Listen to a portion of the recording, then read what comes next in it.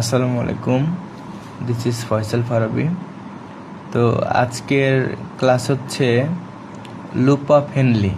আমি আপনাদেরকে আগে বলেছিলাম যে আজকে ক্লাস নিব লুপ অফ হেনলি নিয়ে।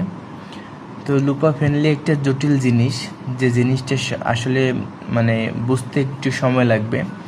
এখানে বেশ কিছু ইলেকট্রোলাইট, ফ্লুইড, তারপর হচ্ছে বেশ কিছু ব্যাপার স্যাপার আছে যেগুলো একটু ক্রিটিক্যাল।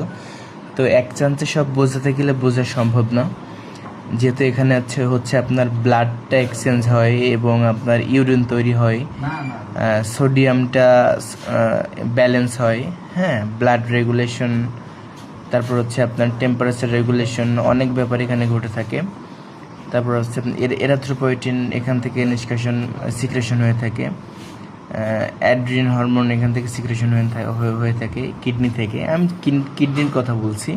তো যেহেতু এটা একটা কিডনির একটা পার্ট, তো এটারও অনেকগুলো কাজ আছে আর কি। যেমন আমি দুটো জিনিস এখানে লিখেছি। একটা হচ্ছে একটা হচ্ছে আমি লিখেছি H2O পানি, একটা হচ্ছে সোডিয়াম ক্লোরাইড। তো তার আগে আমরা একটু বেসিক জিনিসটা একটু দেখে আসি। বেসিক জিনিস আমি আমি কি লিখেছি একটু আপনাদেরকে দেখাই।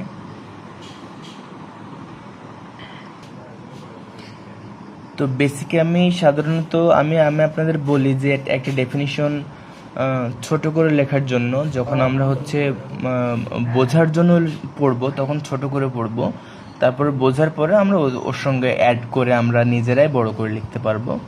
এবং যখন হচ্ছে আমরা পরীক্ষার সময় লিখবো তখন হচ্ছে তার সাথে আমরা অ্যাড করলে আমরা সহজে বুঝলে সেটা সহজে অ্যাড হয়ে যাবে বা অ্যাড করতে পারবো। তো এখানে আমি ডেফিনিশন লিখেছি ছোট করে, আমি আমার মতো করে লিখেছি loop of Henle. It is a U shaped.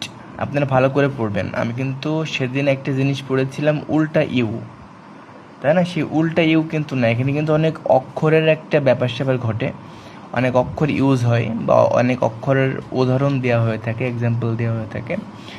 তো লুপ অফ হেনলি আমি আর এখানে লুপ অফ হেনলি নতুন করে লিখে নাই, লিখেছি it is a U shaped hair pin portion of kidney located of nephron of kidney. আচ্ছা, খুব সহজ জিনিস। এখানে বলা হচ্ছে, আমি বলতে চেষ্টা করেছি যে এটা একটা U shaped hairpin portion. Hairpin মানে আমরা জানি, এই যে আমি একটা অ্যাটাচমেন্ট ক্লিপ পেয়েছি আজকে ভাগ্যক্রমে। এই যে হেয়ারপিন দেখছেন আমার হাতে, হেয়ারপিন আছে। এই হেয়ারপিন আমরা কিন্তু সাধারণত চুলে ব্যবহার করে থাকি। তো এটাকে